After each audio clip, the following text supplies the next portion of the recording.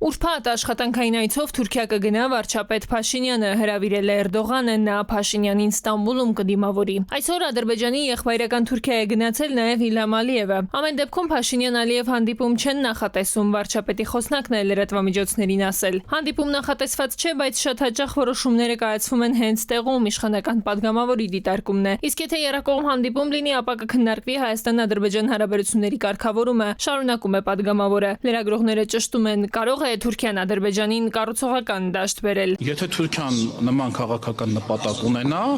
նման հնարավորություն, որ հաստատ ինքը ունի։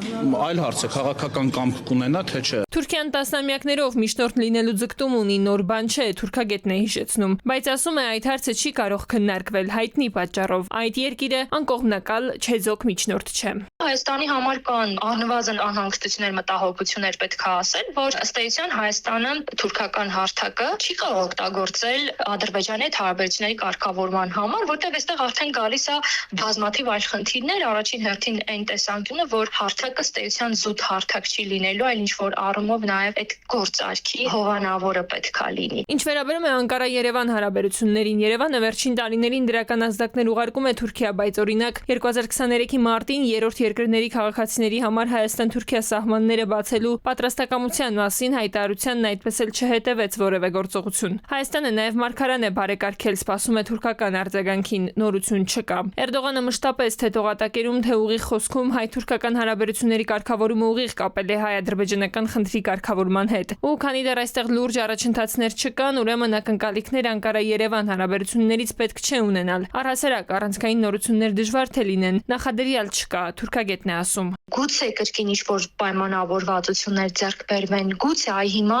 այդ երրորդ երկրների քաղաքացիների համար ինչ-որ մի բան լինի, կամ ինչ-որ մտքեր փոխանակեն, հայտարարեն, որ ինչ-որ փաստաթղթեր է նախապատրաստում եւ այլն, բայց ես կոնկրետ այս պահի դրությամբ չեմ տեսնում այդ նախադրյալները, որոնց հիման վրա ասեմ, որ պետք է սպասել ինչ-որ մի դրական փոփոխության։ Որն է այս այցի նպատակը, ինչու է Էրդողանը հրավիրել Փաշինյանին, ինչ ասելիք ու սպասում ունի, թերևս հետո կերևա։ Մինչև այդ փորձագետները զգուշավորության կոչ են անում, թուրք-ադրբեջանական տանդեմի դիվանագիտությունը մեզ համար անվտանգ չի կարող լինել։ Տիգրան Ույգուրղինյան, ժամը լրատվական։